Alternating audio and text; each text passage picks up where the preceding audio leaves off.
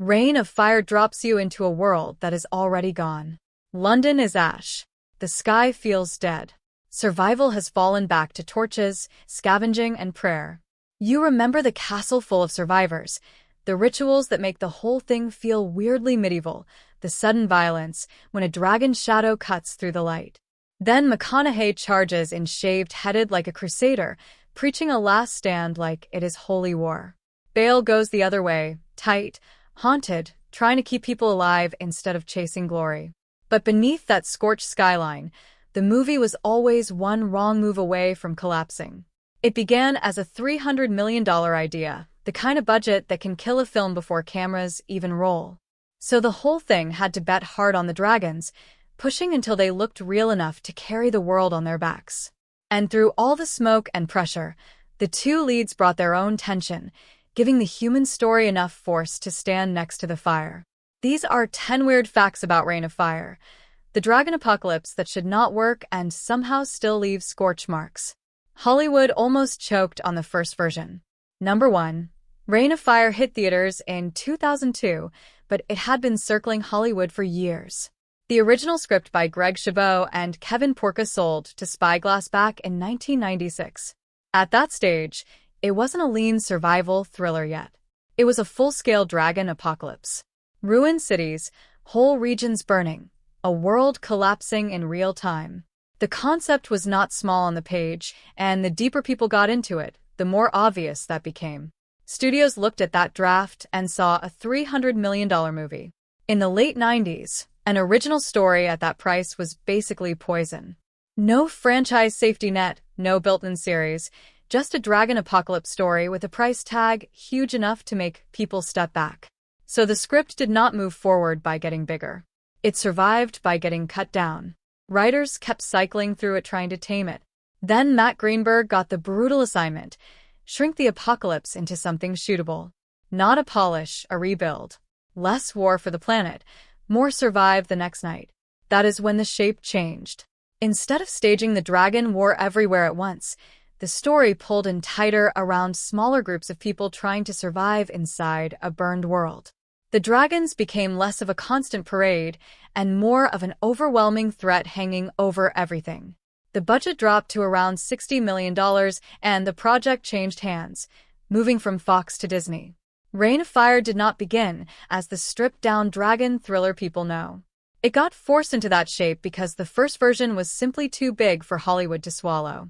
The right director made dragons feel real. Number 2, once the script got lean enough to shoot, the next problem was scarier. Who do you trust with dragons? Because that kind of movie can go bad fast. Too much creature show-off, and it turns into a demo reel. Too much fantasy gloss, and it starts looking fake. Enter Rob Bowman. At the time, Bowman was best known for The X-Files, and that background fit this material better than it may sound.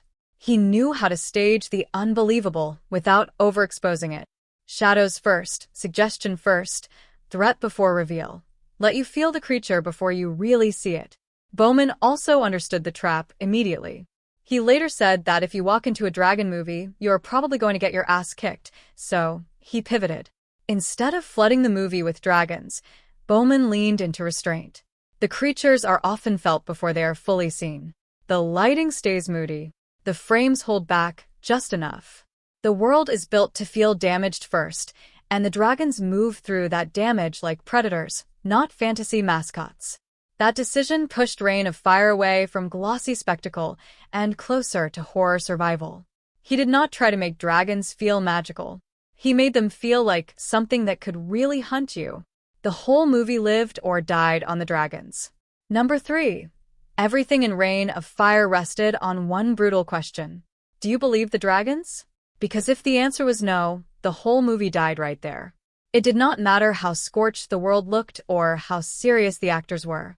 If the dragons felt like digital decoration, the audience was gone. And in the early 2000s, that was a dangerous bet. Creature effects were still fragile enough that one bad close-up, one wrong texture, or one weightless move could wreck an entire fantasy movie. Rob Bowman went the other way. He wanted them built like predators, not fantasy symbols, not elegant medieval beasts. Instead of starting with old dragon artwork, Bowman started with wildlife. King cobras became a major reference point. Then Komodo dragons, crocodiles, birds of prey, even elephants for weight, and sharks for that cold efficiency. He kept pushing the team toward one idea: stop thinking like fantasy artists and start thinking like nature documentarians.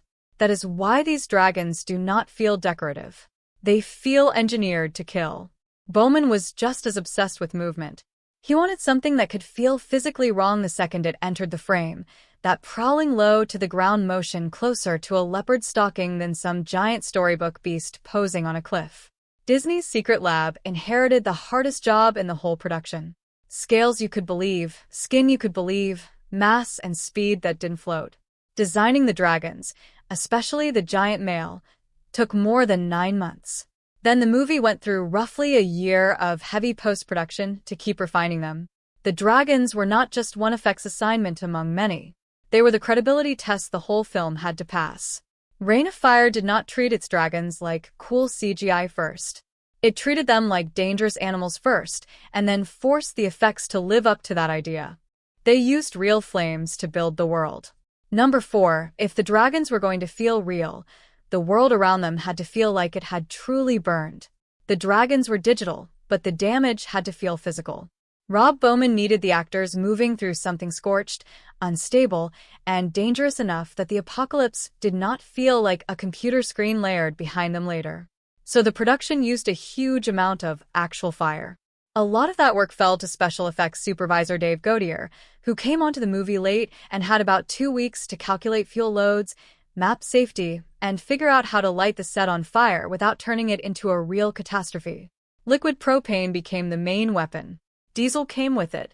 Flame bars, tanker trucks, practical lines feeding the infernos.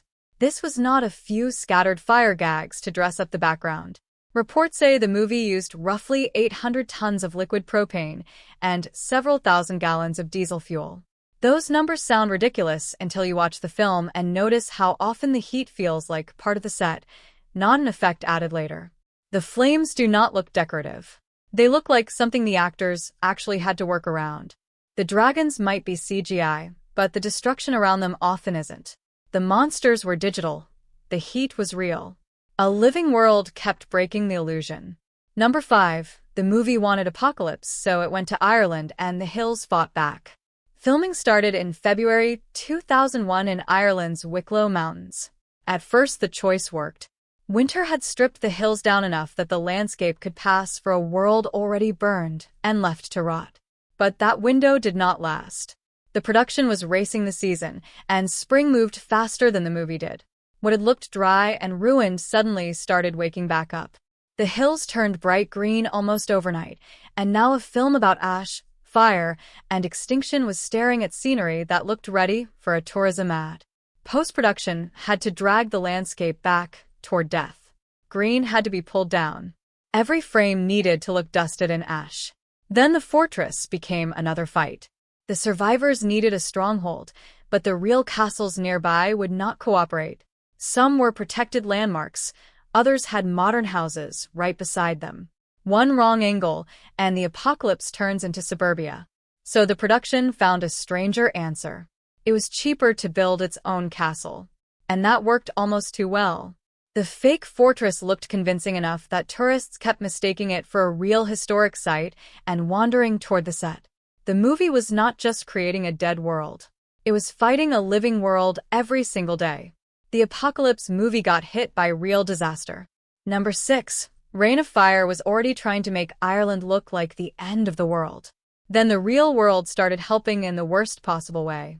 While the crew was filming in the Wicklow Mountains, Ireland was hit by its first major foot-and-mouth outbreak in around 40 years. The countryside started locking down. Travel restrictions came in. Quarantine rules tightened. Rural areas became harder to enter at the exact moment the movie needed open scarred land to sell its dragon-ravaged world.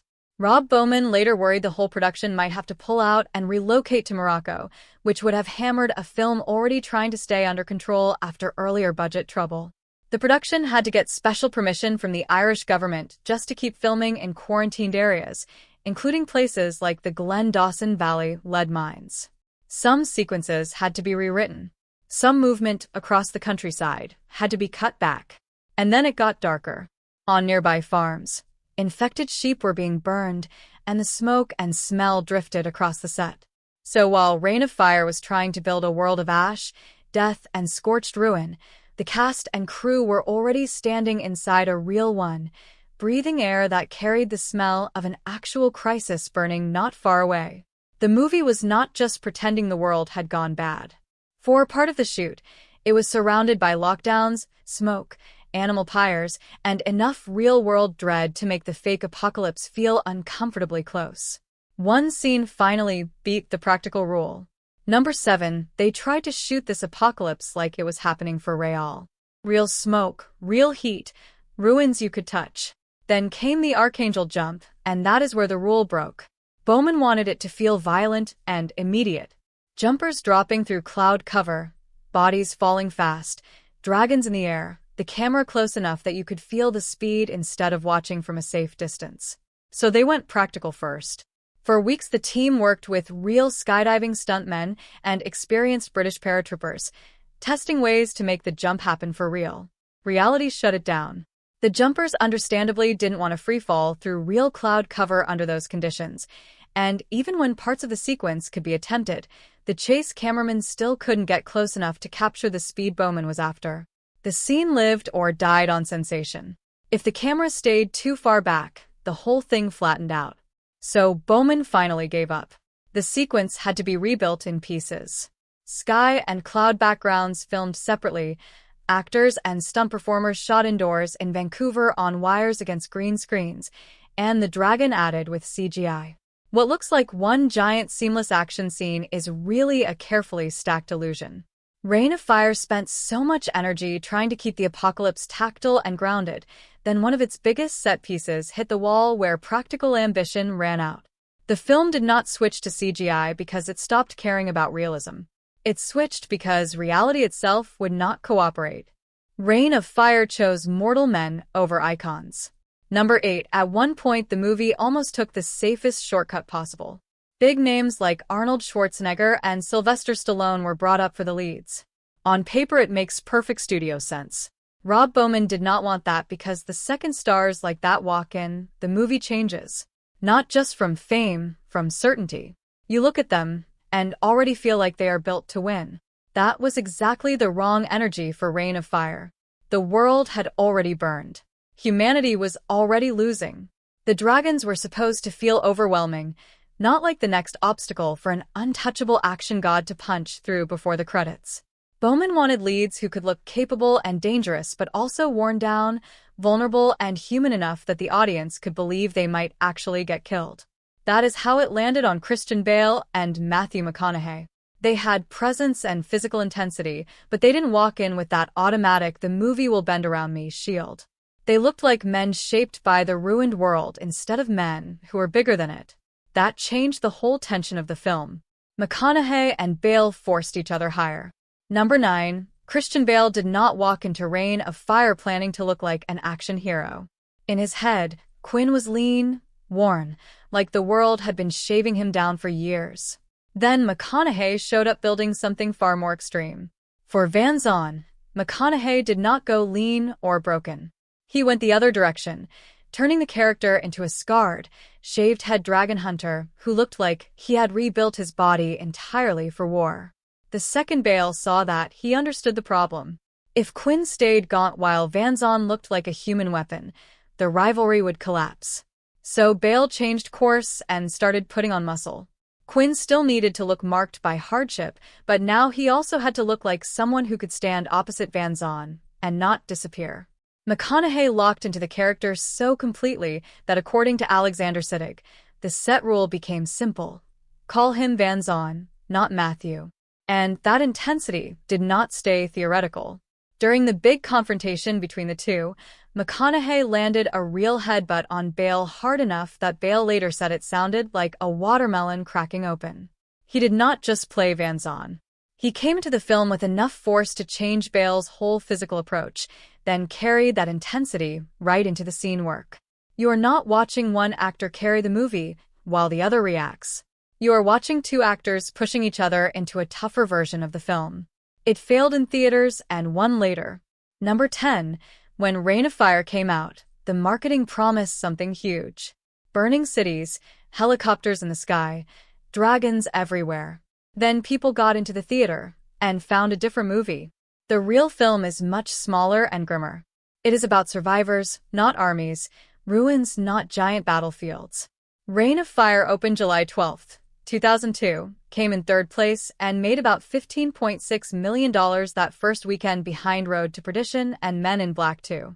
It finished with around $43 million domestic and roughly $82 million worldwide against a $60 million budget before marketing. It was a flop. Critics were not kind either, with Roger Ebert being especially brutal, giving it 1 star and calling it a huge machine built for an idea too thin to justify the work. But the story did not end there.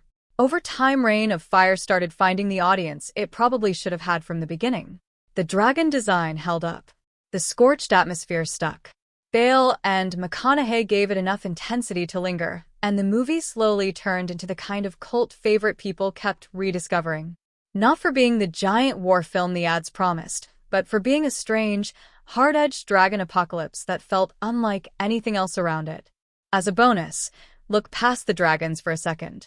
Reign of Fire quietly caught future stars before anyone knew their faces. Gerard Butler is there as Creedy, not yet the big-screen action name people know now, just another survivor in that burned-out world. He later admitted that working beside Bale and McConaughey reset his entire idea of what a leading man looks like, and once he felt that level of intensity up close, he started thinking he could carry a whole movie too. Then there is Jack Gleeson, barely registering as one of the children in the castle. Nothing about the role suggests what is coming. A few years later, he would become Joffrey Baratheon in Game of Thrones, a face audiences love to hate. One future action star, one future TV villain, both still small enough in the frame to pass completely unnoticed. Reign of Fire still lingers because it treats its insane premise like a survival story. The dragons feel like predators. The fire feels physical, and the world already feels burned down to ash. Then time did the rest. The disappointment faded. What stayed was that dead sky and the feeling that this is not a dragon war. It is what is left after the war is already lost. So tell us what you thought about these facts. If there is anything we missed, got wrong, or you remember it differently, drop it in the comments. We would love to hear it. Like the video, subscribe, and we will keep digging into movies like this. The ones sold loud but remembered dark.